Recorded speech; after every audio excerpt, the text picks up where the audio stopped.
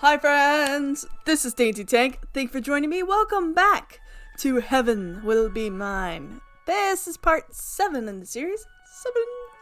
Poke Tutter in the upper iCard area. See the rest of what we've done. The last time we had all 3 of them in balance.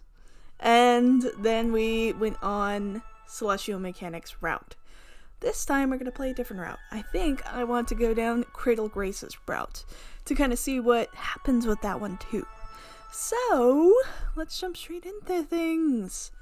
I want to go through all 3 of them that we have the opportunity for, and then I'm going to jump back and do a whole storyline with the rest of it. So, let's go.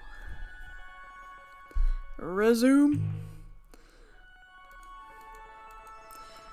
Very interesting last time. Load! And all 3 of them in perfect balance. I was just picking what I liked, and then suddenly at the very last 3 choices, it was like, oh my god, the stars are aligning. Yes. Let's go Cradle's Graces. Thankful for our Cradle's Graces. Yep, what is this Saturn? Because we are still playing as Saturn. The bad ending. For you. You did this. Aw, I'm blushing. I didn't think you'd let me take credit. I'm still all ears, though. Go ahead and tell me all about how I don't know what I'm doing. And how I can't possibly understand the consequences. Is a little bit of an accident, honestly. But it's not like I didn't understand what I was doing. You knew all along I didn't have any loyalty. But you thought you could trick me into doing what you wanted anyway. So, should you really be surprised things turned out this way? You knew it was a possibility, right? You know, don't you? That this ending will be infinitely worse for you than it will be for me. The splitting of humanity. Very well. I know that's of little concern to you. What comes next will be true war, and in that, we will be insurmountable. If humanity can't be reconciled, and the enemy cannot be banished, you will be cut out like a cancer. You know, I'm not really an optimist. Didn't have any of that hope for the future. But you know, if you were betting on me being spiteful enough to throw away humanity completely, you can bet I'm spiteful enough to prove you wrong. Oh, and the world will despise. The world you despise could be real. Ah! The Cradle's Grace's fleet is small and weak, and they're desperate. With the dream of space dying, there's no time left, no chances left. The decision has already been made. Humans don't need space. It's one thing to go home, another to leave forever. Both of those are just up to those of us in space. Neither of those require the strength to pull humanity from its cradle. That's a strength that no one has, and no one should even pretend they have the strength for it. With all of Cradle's Grace's hopes and dreams, Pluto will still try. The pilots bow out of the conclusion of the conflict becomes evident. No, it is now truly a war, because the autonomous military units have been arrayed against her for her transgression. This is no longer a fight between the humans of space, but a war with the Earth. The autonomous units ready their weapons, and in unison they fire to kill, as if their trajectories bend away from Pluto. Blushing at the sight of her, they refuse to meet her gaze, as expected. Grun McCullough will convert the gravity well directly into the space and time and culture necessary for the future. And they will steal that future from her piece by piece by piece. This is unexpected, but not unprepared for. So, Wave 2. Wave 3. Wave 4. Wave 10. Wave 36. Wave 150. Wave 460. Wave 1000. Wave 4,569. Hey. They know she's not invincible. They know her real truth, that no one who loves her can see. They have the patience and power to take it apart piece by piece. They will strip her down, atom by atom if they have to, until she loses mass and gravity and becomes only a girl again. Pluto can't mind if they were trying to kill her. But they have a much more important thing to kill. Crazle's Grace's future. The future of humanity as we know it depends on it. For that, they'll annihilate hers without hate, with only humanity efficiently and uncomplicated thoughts in her head. Join us or leave us. Only through the autonomous proxy can Earth give up on the inexhaustible empathy of the human soul. Only through the proxy can Earth divorce itself from the longing the Memorial Foundation had fought on behalf of, to value their own life above all else. They will do anything, everything, to protect themselves from death, especially at their own hands. Worship selves can only change others, and never kill. But that is the fear of Earth above all else. The flawed, pathetic conscience of humanity, playing catch-up to its own mistakes, doing more harm than good. So heavy, even Pluto can't bear it. How can she not respond to their pathetic self-deceptive, self-destructive feelings? How can she say no when they need her so much? She can't. Acceleration tearing through space-time, crashing through the autonomous units at impossible speeds. Solid light, white and gold, bent and bleeding lands. Lunaterra understands. Over many years, after much training and teaching, with dynamic technology, how to speak the word no. And her spear can write it. And it does. Sorry. You really should be. You really don't have any mercy. You really need to learn how to hold other people's feelings. I'm sorry for not knowing a better way to do it. But I'm not sorry for doing it. I don't care how they felt. I just care about you. The autonomous units fall into this array. They don't know how to match her speed. Lunaterra rejects their attempts to comprehend her. You're the worst! What am I going to do with you? I don't even want you to do that. Sorry, I did what I wanted to. You'd do the same for me. Even in my foolish future. If they can pull at her empathy for Earth, they can also tug her desire to be free. And celestial mechanics has so many ways. This one is called Eversion Impulse. Iapetus despises fighting. He never wanted to develop the ship's selves. He would rather a simpler and less vulgar solution that didn't require bodies at all, of any kind. He's the first betrayer of celestial mechanics' dream for a new kind of body. But he understood it, because everyone can understand the dream to leave their bodies.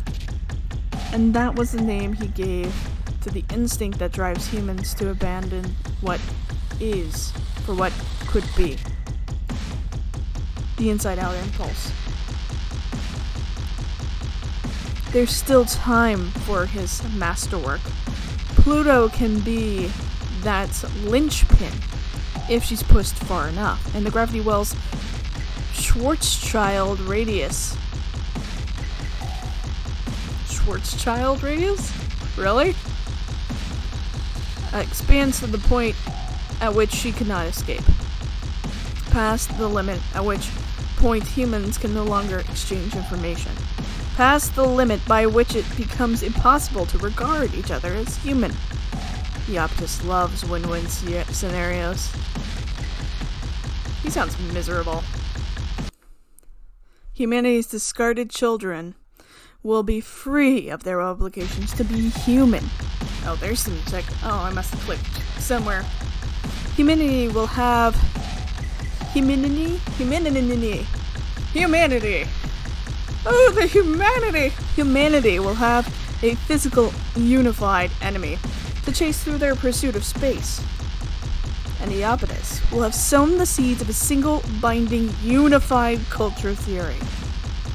A white void that will bend the universe to a single set of physical laws. A simple process of autonomous drones injecting degenerate mass into the gravity well is all that is necessary, as long as the Optus holds Pluto off personally and is Ravu Terra. He even has a plan for Saturn, should she choose, just this moment, to betray him. A perfect plan. Like deactivating my access permissions remotely through a backdoor, overwhelming me with the mass production String of Pearls series, everting my gravity reactor through the Ravo Terra's albedo separation system. Oh, and even more plans than that. You're really so predictable. Attempting backdoor access to ship's elf String of Pearls. Okay. Do you need to go to dinner first? Of course, you'd have a solution for every contingency. Error. Unable to find String of Pearls Series 00. Backdoor switch activated on mass production String of Pearls Series 1 through 13. You're so stupid. I don't have to outsmart every single one of your genius ideas. Sortie orders are fielded for String of Pearls Series 1 through 13. Ravu Terra is designated as their primary target. Just one of them should be more than enough. I really thought you deserved their full attention. Hey, Pluto. Unlike LT, I'm not even the slightest bit sorry.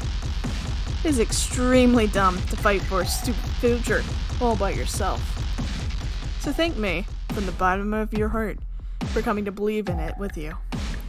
Praise me for obeying what you never asked me to do. Love me for believing in you. Of course. I really, really do. All my love and thanks and praise is for you.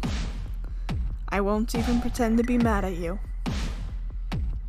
Not like Lunatera, then? I am still connected. We know. I love their interconnection. It's so great. We know. Back to the topic at hand. It's the final battle, Lunatera. There's no room to retreat. Oh no. So bad for her. We really should. You think the end of the world is enough of an excuse to change the subject? It should be. It won't be the end of the world. The gravity well is open, but it's not sustainable for long. Whatever you're planning, you need to do it soon. You are both so precious to me. And you should know that even together, you cannot stop me. That's a suspicious eye.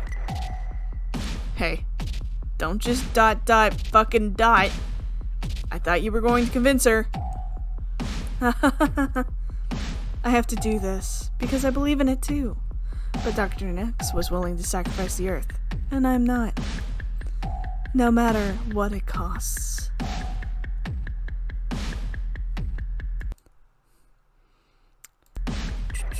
Oh, no. I double-clicked, sorry. No.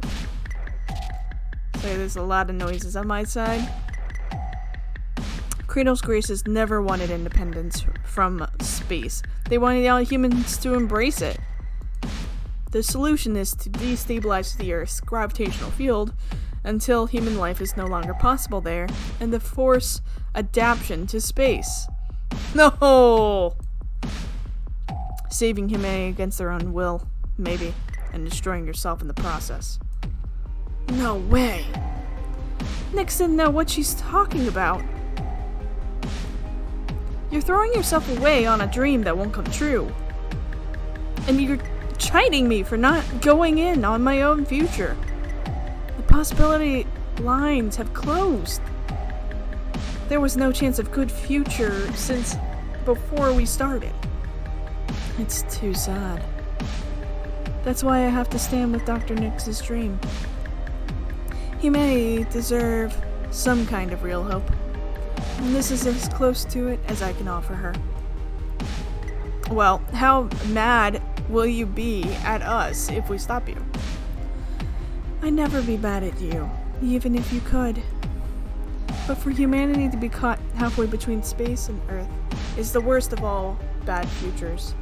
It will split us in half, and that will mean war. It's the future of eternal war. Of true war, not this, where zero-G keeps our bodies immortal and unrestricted. I mean, if we really did declare independence from Earth, wouldn't they see how cool we are and come up anyway? It's their choice, you know.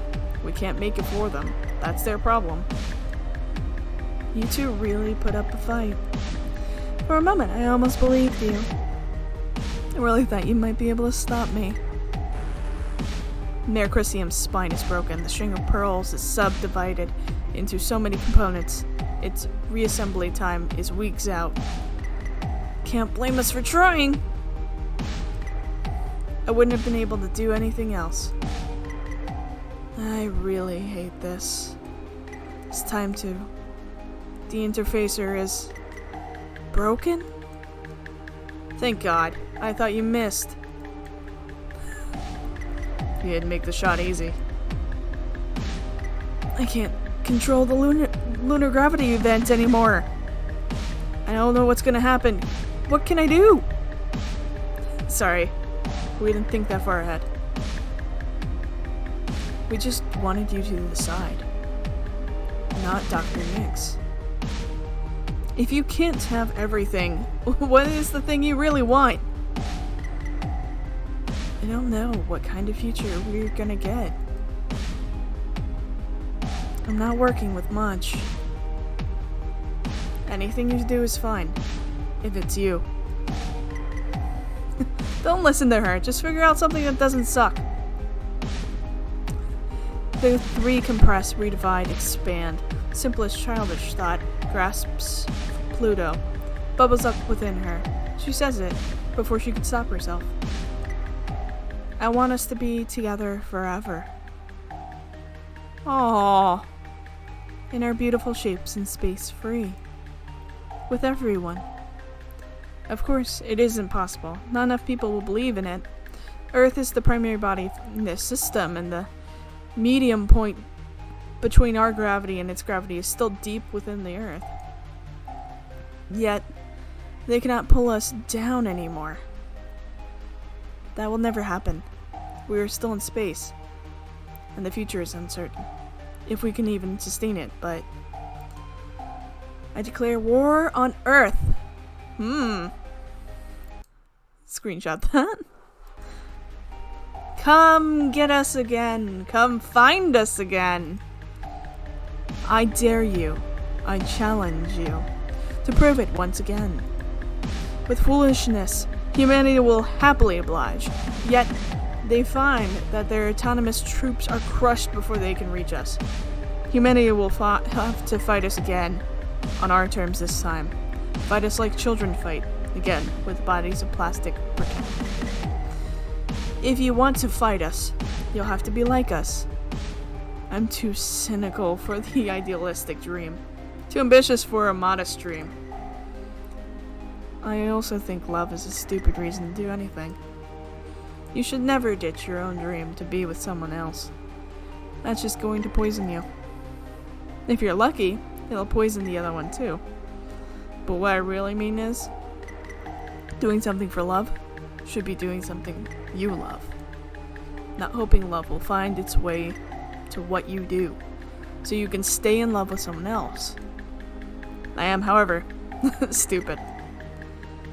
So if this doesn't make sense, don't stop me.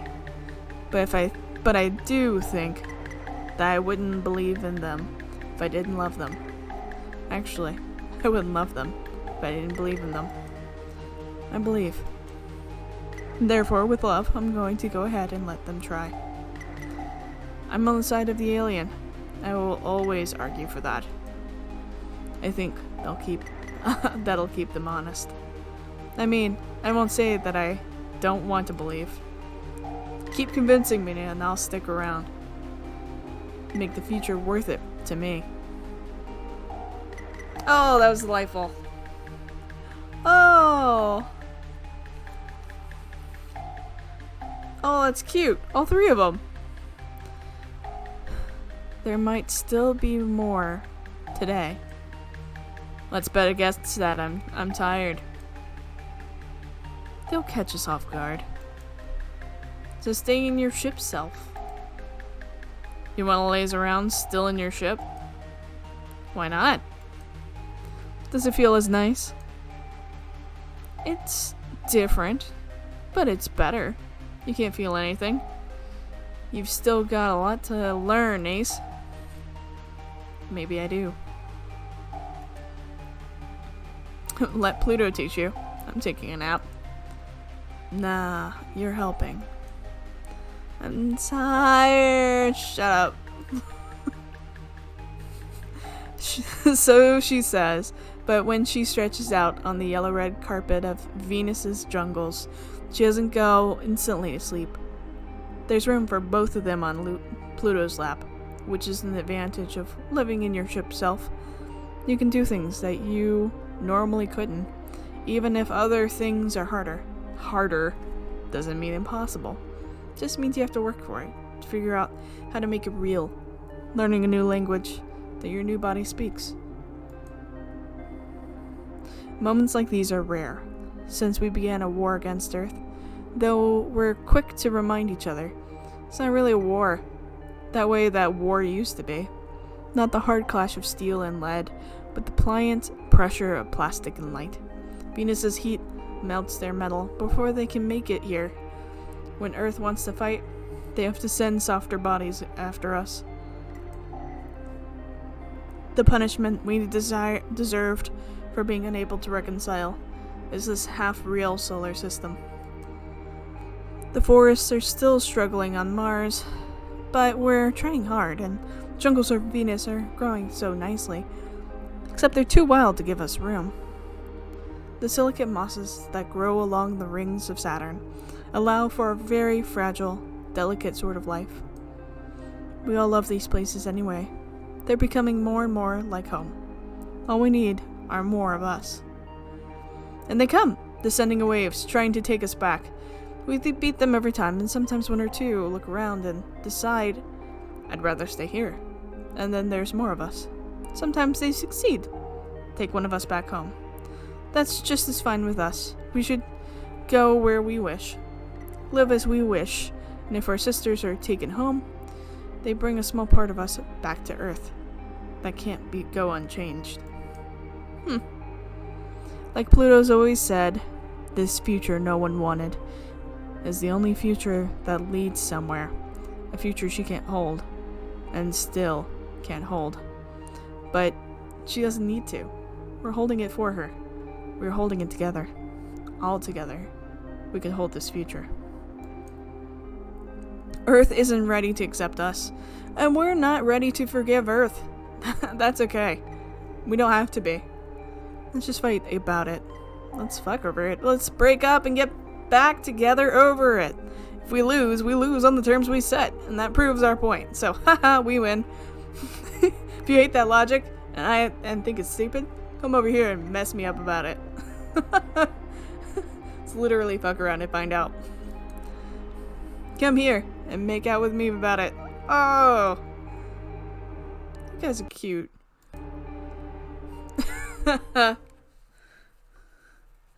Childhood again.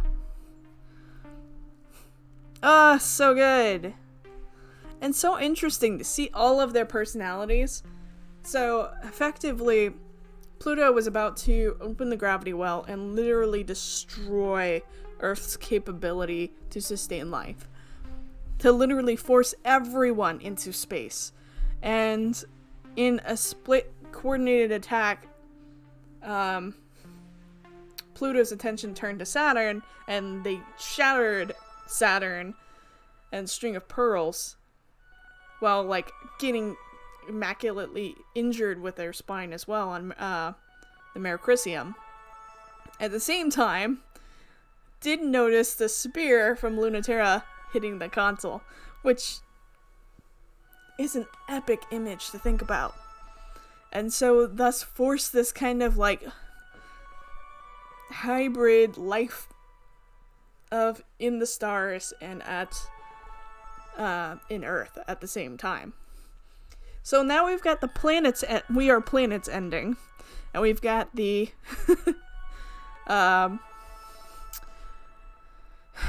Earth or space, why not both, ending. I really wonder what Lunaterra's is. So we learned a couple things on this one. It's that what we learned was that Dr. Nyx is actually she/her. So Dr. Nyx was a ambitious woman doctor, and Pluto was very much still enacting everything from Dr. Nyx. I would be fascinated to see how that turns out. I am kind of happy to see Iapetus, like, try to, like, claw Saturn back, and Saturn's like, lol, silly man, you don't get your way. Which made me happy. I'm a little hesitant to go down the Lunaterra route on this one. I want to hit all three, though. Because of the three of them, Memorial Foundation is the one that I don't have that much connection with. So, after that, I think we're going to go straight into another route. So, come back, hang out, let me know your thoughts down below, and subscribe if you haven't. Oh my god, you're staying around listening to me just blather on? Subscribe so you can hear me blather all the time. With that, I love you all, and I'll see you next time. Bye!